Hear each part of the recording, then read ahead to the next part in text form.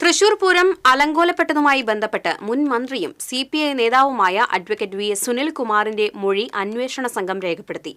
Thrissur രാമനിലയത്തിലാണ് Malappuram additional എസ്.പിയുടെ നേതൃത്വത്തിലുള്ള 3-അംഗ അന്വേഷണ സംഘം സുനിൽകുമാറിന്റെ മൊഴി രേഖപ്പെടുത്തിയത്. മൊഴിയെടുപ്പ് 1 മണിക്കൂറോളം നീണ്ടുനിന്നു. പൂരം അലങ്കോലപ്പെട്ടതുമായി ബന്ധപ്പെട്ട് താൻ കണ്ടതും തനിക്ക് അറിയാവുന്ന കാര്യങ്ങൾ അന്വേഷണ സംഘത്തിന് മുന്നിൽ വെളിപ്പെടുത്തിയതായി സുനിൽകുമാർ പറഞ്ഞു.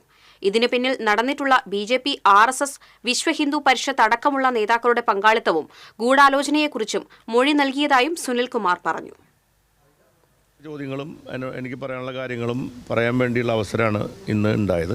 എനിക്ക് അറിയാവുന്ന എല്ലാ കാര്യങ്ങളും, അതായത് തൃശ്ശൂർ പൂരം അന്ന് രാത്രി ഉണ്ടായിട്ടുള്ള അനിഷ്ട സംഭവങ്ങൾ, വെടിക്കെട്ട് വൈകിയത്, പൂരം അതിൻ്റെ പ്രധാനപ്പെട്ട ചടങ്ങുകളെല്ലാം കേവലം ചടങ്ങുകളാക്കി മാത്രം മാറ്റിയത്, മേളം നിർത്തിവെച്ചത്, അതുപോലെ വെടിക്കെട്ട് നടത്തില്ല എന്ന് പ്രഖ്യാപിച്ചത്, പന്തലിൻ്റെ ലൈറ്റ് ഓഫ് ചെയ്തുൾപ്പെടെയുള്ള ആ അനിഷ്ട സംഭവങ്ങൾക്കിടയാക്കിയ സാഹചര്യങ്ങളെപ്പറ്റി കൃത്യമായ അറിവുകൾ, എനിക്ക് കിട്ടിയ അറിവുകളെല്ലാം ഞാൻ പറഞ്ഞിട്ടുണ്ട്. അതിൽ ഏറ്റവും പ്രധാനപ്പെട്ട കാര്യം, ഇതിൻ്റെ പിന്നിൽ നടന്നിട്ടുള്ള ബി.ജെ.പി, ആർ.എസ്.എസ്, വിശ്വഹിന്ദു പരിഷത്ത് ഉൾപ്പെടെയുള്ള അതിനകത്തുണ്ടായ നേതാക്കന്മാരുടെ പങ്കാളിത്തം, ആ ഗൂഢാലോചന ഉണ്ടായിട്ടുണ്ട് എന്നുള്ളതാണ് ഞാനവിടെ പറഞ്ഞിരിക്കുന്നത്. അതിന് ഉപോത്ബലകമായിട്ടുള്ള നിരവധി സന്ദർഭങ്ങൾ ഞാൻ നേരത്തെ പല ഘട്ടങ്ങളിൽ നിങ്ങളോട് പറഞ്ഞിരുന്നു.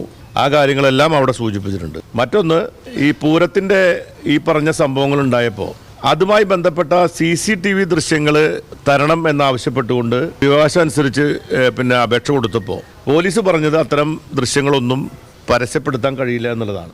അതിൻ്റെ അർത്ഥം ആ ദൃശ്യങ്ങൾ